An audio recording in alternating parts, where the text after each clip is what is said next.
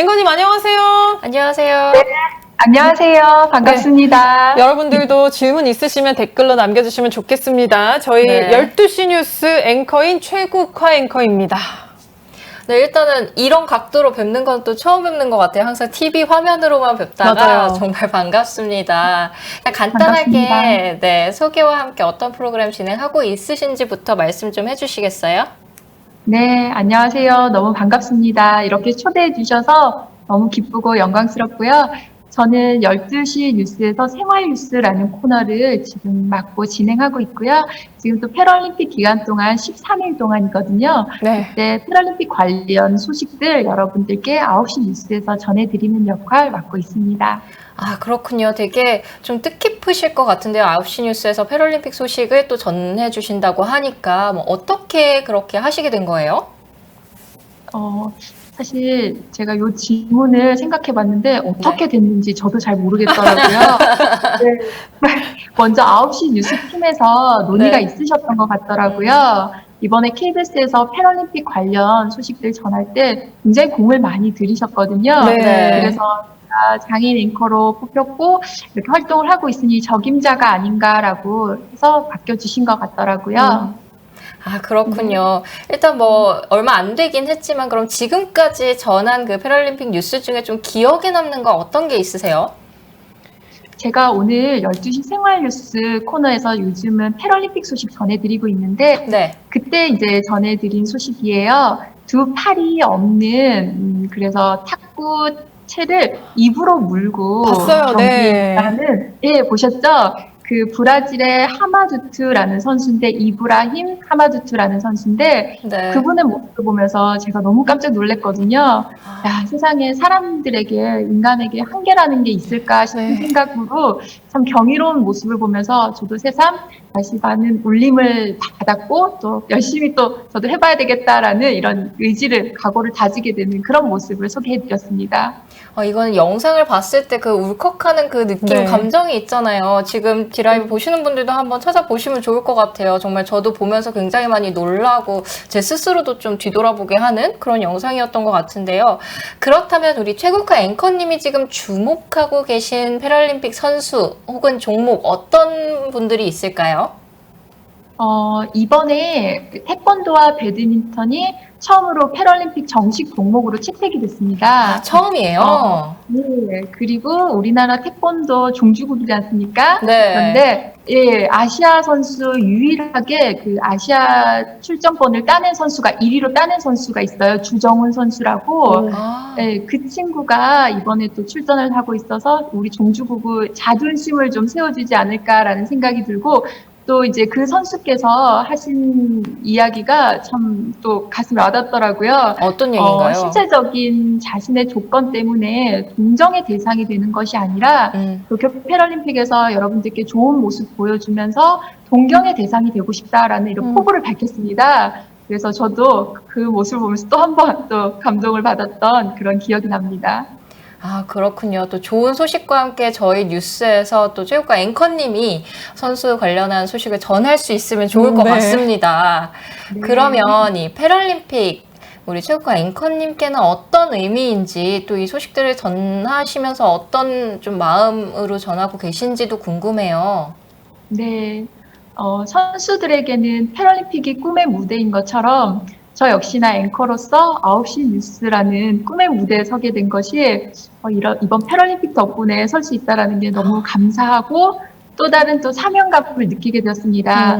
패럴림픽이라는 걸 보시는 분들이 뭐 비장애인 분들이 계실 수도 있겠지만 또 장애인 분들이 많이 보시잖아요. 네. 그러니까 장애인과 비장애인이 구분 없이 모두가 다 함께 다 같이 행복하게 이렇게 즐기고 누릴 수 있는 그런 모습들을 많이 선사해 주시는 것 같아서 남다른 감동이 있고 또 제가 앵커로서 이 무대에 서서 또 사명감도 느끼고 그런 마음입니다. 네. 연락 많이 받으셨죠? 어떠셨어요? 아, 네. 네. 인터뷰 요청이 많아서 오늘 아침에도 진짜요? 시간이 없어서 전화로 인터뷰를 하고 그러셨군요. 나와주셔서 감사합니다. 그러게요. 저희가 저희 영광이 너무 제가 영광입니다. 초대해주셔서 감사합니다. 네. 그렇네요. 지금 말씀하신 거 들어보니까 앵커로서의 사명감, 자부심 이런 것들이 굉장히 많이 갖고 계신 것 같은데요. 그럼 어떻게 앵커 또 진행자의 꿈을 가지게 되셨는지 그 계기가 좀 궁금합니다. 그러니까 원래 아나운서를 하겠다라고 처음부터 계획을 하셨던 건지가 사실 좀 궁금했거든요. 네, 전혀 아니었고요. 어. 저는 그 KBS 12시 뉴스 생활 뉴스 코너를 즐겨봤던 애청자예요. 아, 그러셨구나. 네, 아직까지 우리나라에서 비춰지는 장애인의 모습이라고 TV에서 보면 많은 이제 동정이라든지 그 시해 그리고 안타까운 이런 모습으로 비춰질 때가 참 많더라고요.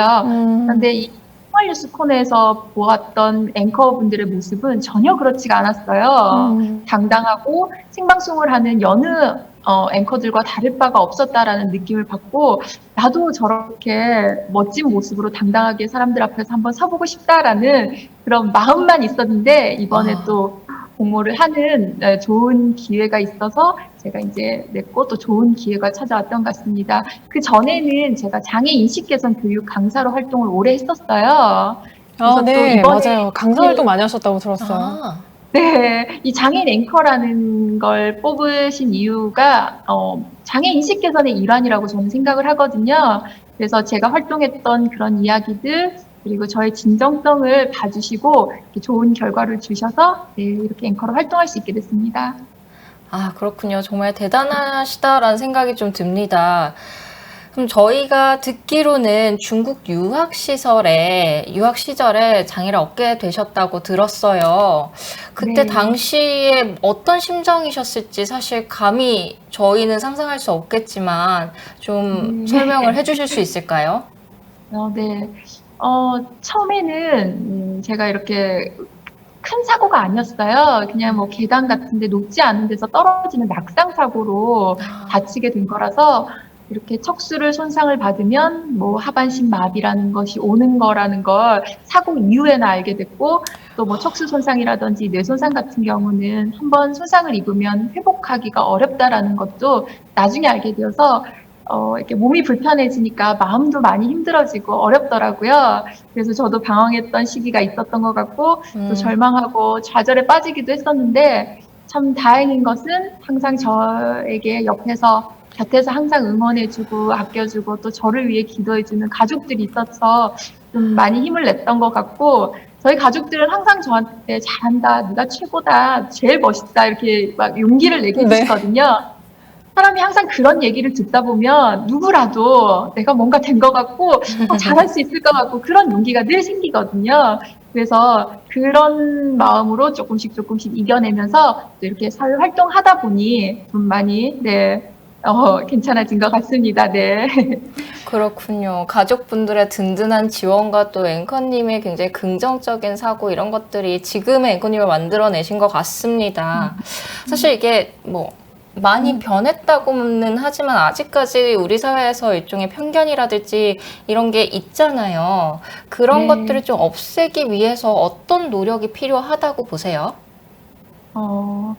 아직 뭐 시설이나 이렇게 뭐 이런 것들도 주위의 환경들이 불편한 부분들도 있지만 장애인들이 가장 힘들다고 생각하는 건 주위에서 바라보는 시선, 뭐 편견이라든지 차별 같은 이런 시선들이 제일 무섭다고 다들 한결같이 말씀을 하시거든요. 예, 그래서 나와 다르지 않다. 왜냐하면 우리나라에 등록돼 있는 장애인 인구가 거의 250만 명이 넘어요. 등록이 돼 있는 인구만 해서. 근데 그 중에 거의 90% 가까운 분들이 후천적으로 사고라든지 질병으로 인해서 발생하는 경우가 대부분이거든요. 그 말은 또 다시 우리가 뒤집어서 생각해보면 누구나 장애인이 될 수 있다라는 의미고 이 장애인이 내 가족일 수도 있고 또 내가 사랑하는 누군가일 수도 있다라는 의미이기 때문에 나는 아니겠지, 나는 저 사람이랑 다르겠지라는 이런 시선들보다는 내 주위에서 누구에게나 일어날 수 있는 일이고 우리가 함께 해 나가야 된다라는 이런 마음들을 많이 가져주셨으면 좋겠다라고 그렇게 생각하고 있습니다. 그리고 이제 이렇게 다른 분들이 보여지는 시선들도 마찬가지겠지만 또 장애인 당사자들이 느끼는 이런 마인드 컨트롤이라든지 이런 생각들, 이런 것들에도 많은 변화가 있어야 된다고 생각을 하거든요.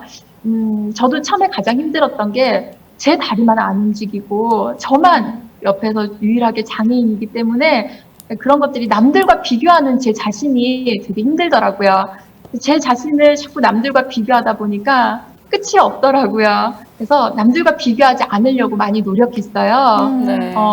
네, 그렇게 애쓰다 보니까 제 다리만 보면서 내 다리는 왜 안 움직이지? 라고 생각했다면 저는 지금도 할 수 있는 일이 아무것도 없었을 것 같아요. 네. 그저 다리만 쳐다보면서 눈물을 흘리는 일밖에 없었을 텐데 네. 그러지 않으려고 했더니 할 수 있는 일이 생겼고 이렇게 여러분들과 함께 오늘 이 뜻깊은 시간까지 함께 할 수 있게 된 거 네, 여러분들도 스스로 사랑하시면서 자신을 아끼고 남들과 절대로 비교하지 않으셨으면 좋겠다라는 그런 말씀 드리고 싶습니다. 네, 앵커님 오늘 시간 내주셔서 정말 감사드립니다. 많은 분들이 응원의 메시지 보내주고 앵커님도 약간 이렇게 좀 감정이 올라오신 것 같은데요. 오늘 말씀 너무 감사합니다. 저희 앞으로도 회사에서 계속 뵐게요. 고맙습니다.